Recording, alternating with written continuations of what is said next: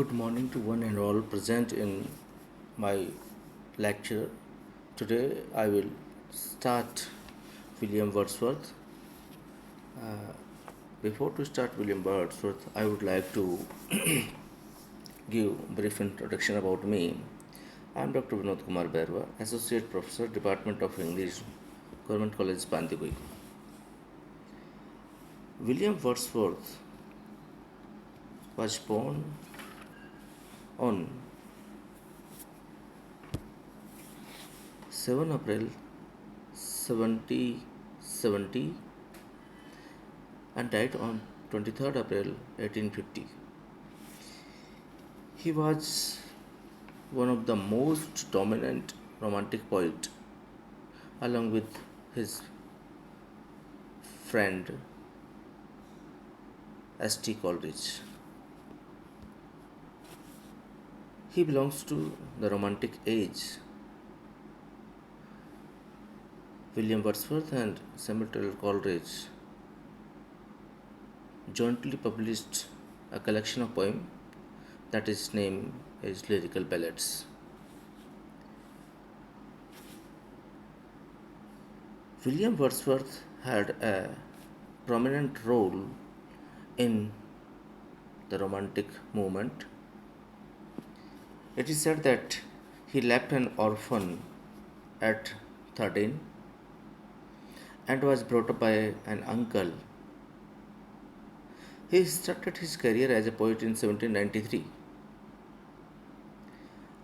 As I told you earlier, his major publication is a lyrical ballad along with his friend S.T. Coleridge, which was published in 1798. Finally, it is the heralded of Romanticism. Not only the collection of this poem expresses a new attitude towards nature but also a new faith in man. The poem is a collaborative venture of William Wordsworth and Coleridge.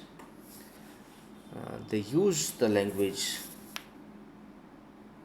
they use and meter differently from the manner it had been handled by most of the 18th century poets.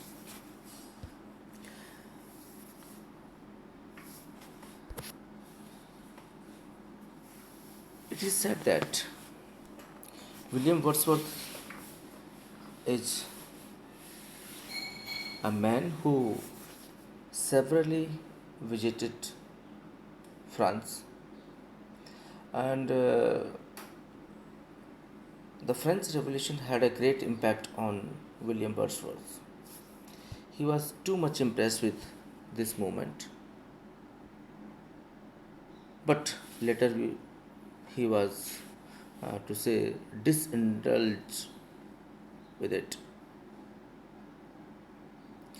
In the year of 1795, he moved with his sister Dorothy to Somerset, becoming a near neighbor of Coleridge. It is said that these two, Dorothy and Coleridge, had a tremendous influence on him. Wordsworth quote by himself that my best friend in life is number one is Dorothy and second is S.T. Coleridge. Along with Coleridge, he initiated a new epoch in poetry.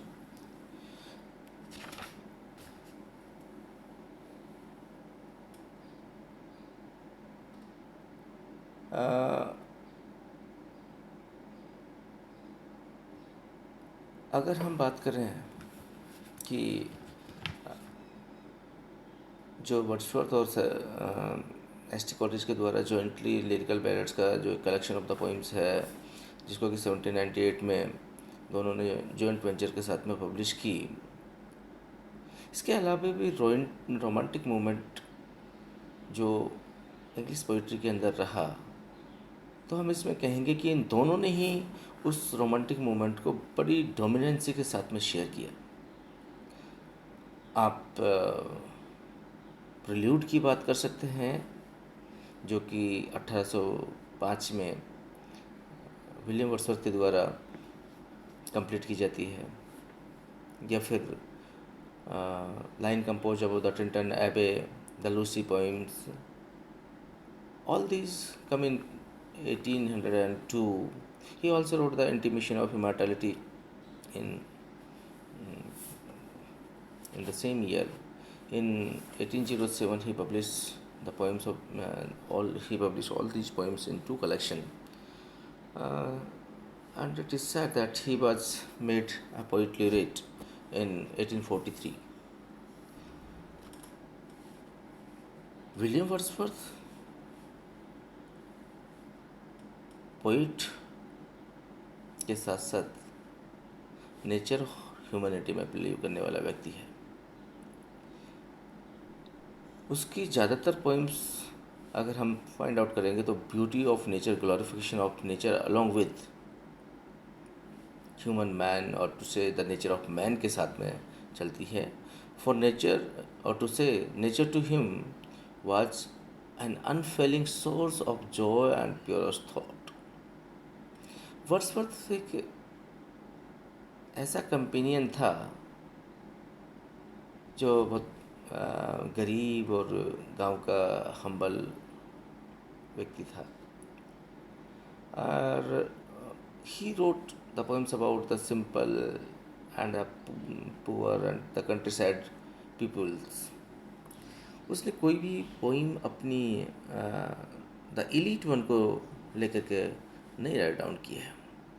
ज़्यादातर उनकी poems, क्योंकि वो रहे, जो कहा जाए कि lake districts of England के नियर बाय रहे, तो उनकी ज़्यादातर poems lake district of England के ही गरीब, मिडिल वर्ग और नेचर को लवर्स को समर्पित करते हुए उन्होंने लिखी हैं। लैंग्वेज बहुत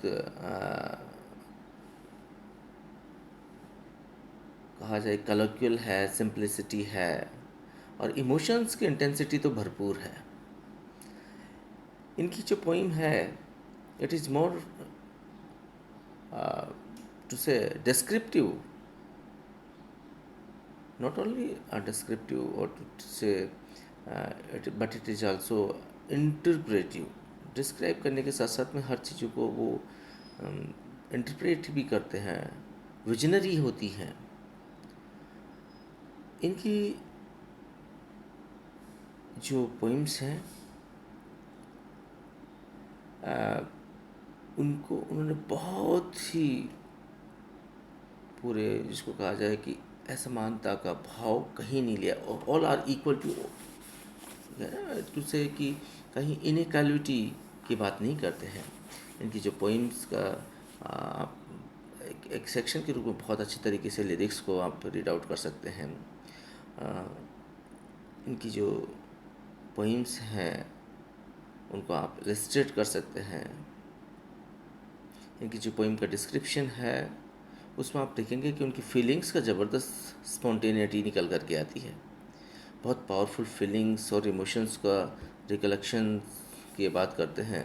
इनका बहुत फेमस कोट भी है जहाँ पर वो बात करते हैं कि poetry is the spontaneous overflow of powerful feelings and it takes it origin recollected in tranquillity. यहाँ बात करते हैं कि जो कविता है वो किसी मतलब सोच समझ करके नहीं आती, ये तो एक कलेक्शन है, रिकलेक्शन है हमारी पावरफुल फीलिंग्स का, जो कि एकांत में निकल करके आता है, ट्रैंक्विलिटी में निकल करके आता है। कहीं पर भी किसी भी तरीके का कोई दबाव नहीं होता है। तो नो डाउट विलियम वर्ड्सवर्थ एक ग्रेटेस्ट पोइट्स में से कहा जा सकता है, जिनका कि जन्म कम्बरलैंड कॉकरमाउथ में हुआ।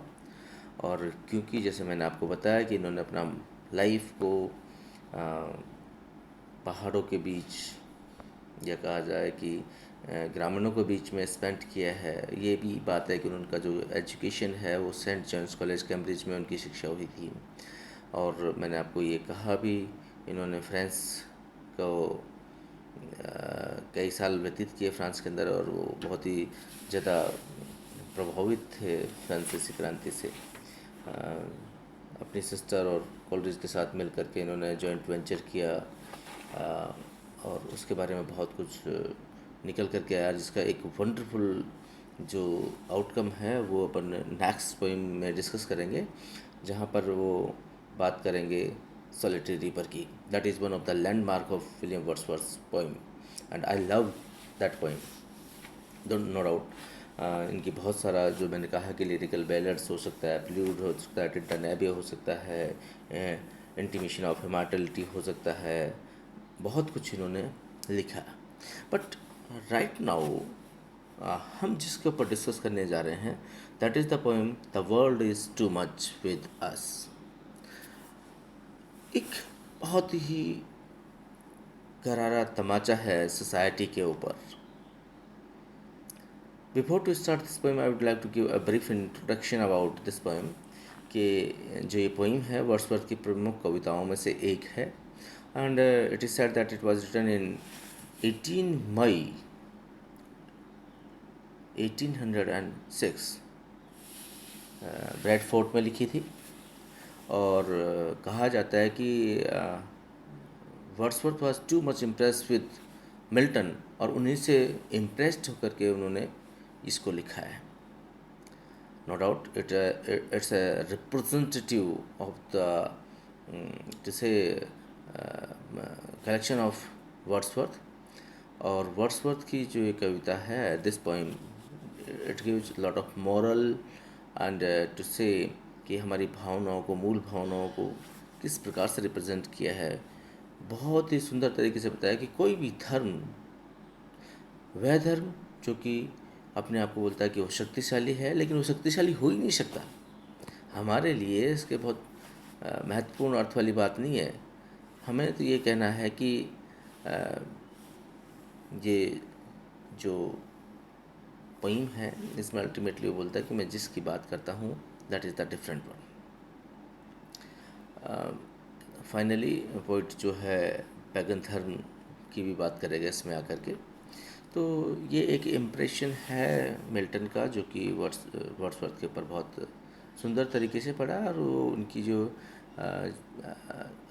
टू से जिसको कि no religion can be vital does not make nature full of noble meaning for us.